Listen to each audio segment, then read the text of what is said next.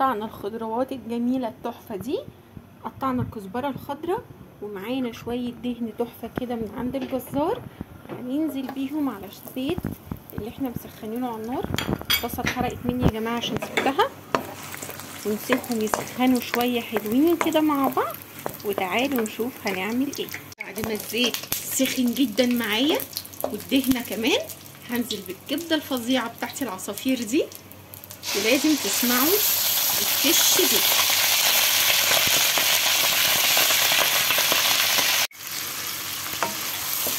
الريحه يا جماعه تحسوا ان انتوا واقفين على ايه، عربيه كبده في الشارع. كبده فريش كده من عند الجزار مع حته دهنه او حته ليا. شايفين؟ اهم حاجه الصدمه دي. الريحه خطيره. الكبده يا جماعه متاخدش اكتر من 10-15 دقيقه على النار. مهم جدا التركايه دي عشان ما تشدش معاكم ولا تعض، تاخدش وقت خالص على النار. هسيبها هقلب فيها 5 دقايق كده، والخمس دقايق التانيين هوريكم هنعمل فيها ايه.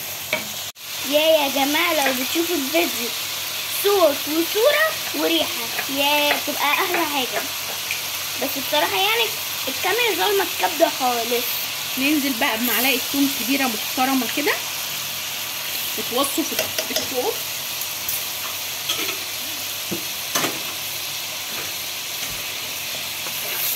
اهو بقى خلوا الثوم، معلش انا الثوم بتاعي مش فريش، عايزاه يسيح ده.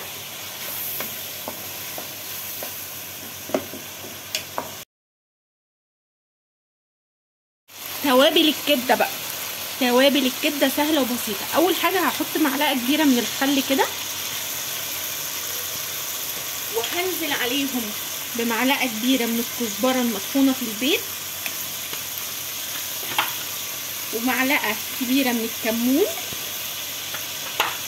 ومعلقه كبيره من الفلفل الاسود، واخيرا معلقه صغيره.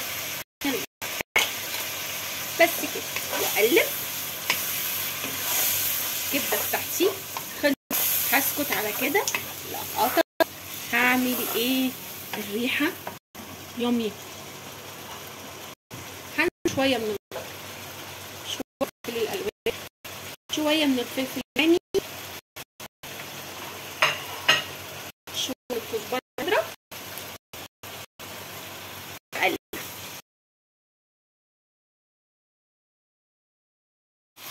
خلصنا يا جماعه.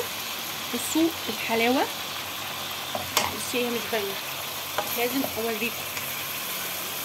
بصوا الالوان تحفه يا جماعه الكاميرا ظلمها بجد بجد بجد. تحفه تحفه تحفه. ممكن تمشي مكرونه، ممكن تمشي رز.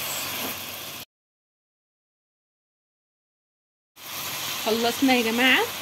بصوا الحلاوه، بس هي مش باينه، لازم اوريكم. بصوا الالوان تحفه. يا جماعه الكاميرا ظلمها بجد بجد بجد. تحفه تحفه تحفه. ممكن تمشي مكرونه، ممكن تمشي رز.